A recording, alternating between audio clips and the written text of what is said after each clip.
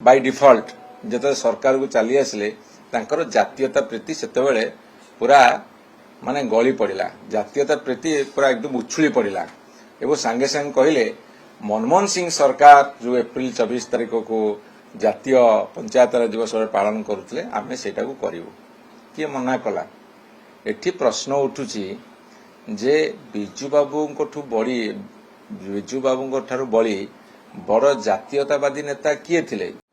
1994 मसीह तत्कालीन ओडिशा सरकार गोटे कैबिनेट मीटिंग रे पास करथिले जे बिजू बाबूंकर जन्म जो दिन मार्च 5 तारिख रे ताकू पंचायत राज दिवस भाव पालन करा जिवो। एइथिपाई जे बिजू बाबू प्रथमे महिला मानकू संरक्षण दबा पे कार्यक्रम आरंभ करथिले। ता परवर्ती समय रे केंद्र सरकार 33% महिला को पंचायत राज सिस्टम रे नैथिले एवं जेतले 95 मसीह बिजू पट्टनायक सरकार चलीगला एपरिक जानईबल पट्टनायक सरकार आसिला सीए मध्य मार्च 5 को पंचायत राज दिवस भाव पालन करथिले। सीए मध्य असम्मान करिनथिले। 2000 मसीह रु 2009 मसीह भितरे बिजू जनता दल भारतीय जनता पार्टी एकाठी मिलित सरकार करथिले।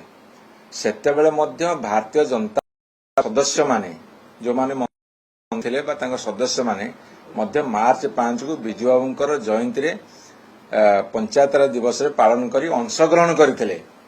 एवं जेतले 2010 मसीह रे मनमोहन सिंह सरकार एप्रिल 24 को जातीय पंचायत राज दिवस भाव में घोषणा कले एवं किंतु जेहेतु तार बहु वर्ष पूर्वर 16 वर्ष पूर्वर पाखापाखि जेहेतु ओडिशा रे बिजू बाबू सम्मानार्थे एते बड़ नेता भारत वर्षर स्वाधीनता संग्राम ठार आरंभ करी तीन देशर मर्यादा पुरुष तांको जयंती को पालन करबा पई पंचायत राज दिवस पालन करथिले। जो 3 टायर सिस्टम से लागू करथिले प्रथमे एवं 2009 पर भारतीय जनता पार्टी आम हाथ छाड़िला। सेतेबेले तो प्रतिवाद उठे पारिथांते। 2014 जिते प्रधानमंत्री नरेंद्र मोदी सरकार को आसिले मनमोहन सिंह सरकार जो दिवस को पालन करथिले ताकू तो ग्रहण कले। 2014 रु 2024 भितर एठी ओडिशा रे भारतीय जनता पार्टी मुख्य विरोधी दल हिसाब रे थिला।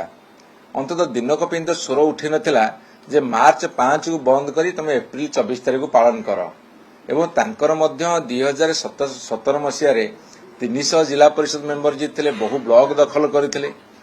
कोई तो प्रतिवाद करनथिले जे मार्च 5 को पालन करनी आपण एप्रिल 24 को पालन करंतु कि केंद्र सरकार को दिन तो चिट्ठी लिखिकी बा तागिद करनथिले ओडिशा सरकार को जे तमे मार्च 5 को बंद करी एप्रिल 24 कर।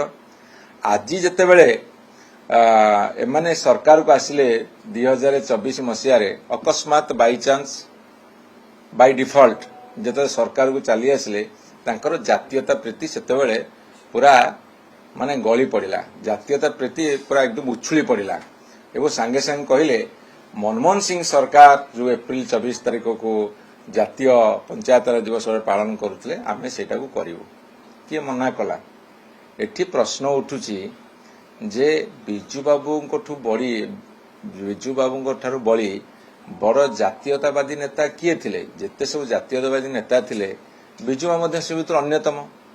जदि ओडिशा गोटे पालन करुला मार्च 5 को से तो किसी देश विरोधी काम करुनथिले। तांको सम्मानार्थे तांको स्मृति को जीवित रखिया से कथा करुथिले एवं हठात ताको परिवर्तन कर दियाला। आळ देखई गोटे प्ली नहीं गोटे आळ देखई ताको बंद कले। किंतु जो बंद करिया पछरे आ गोटे कथा कहूची जो निष्पत्ति गोटे कैबिनेट रे ग्रहण करा जाय थाए से निष्पत्ति गोटे कैबिनेट रे मध्य तो कटा जाए। एठी माने कैबिनेट मीटिंग करी काटी नाहंती मार्च 5 को एमाने जस्ट गोटे एग्जीक्यूटिव ऑर्डर दे काटी देछनी। तेने मो तांको पचारुची जे पंचायत राज दिवस को पालन करुथिले महासमारोह रे ओडिशावासी बिजू बाबूंको जयंती उपलक्षे। एटा कोन जातीयता विरोधी कथा थिला?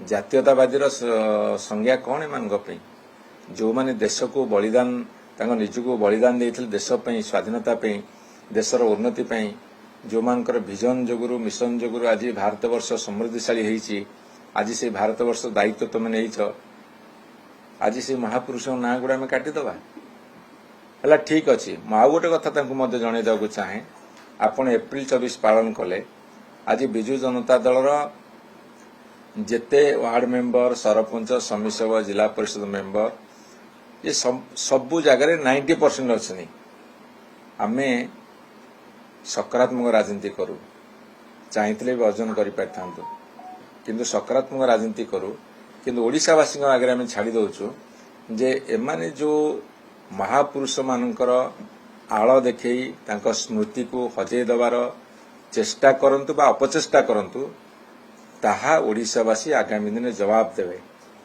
एवं जवाब एभली भाव देवे आखि दृष्टिया जवाब देवे।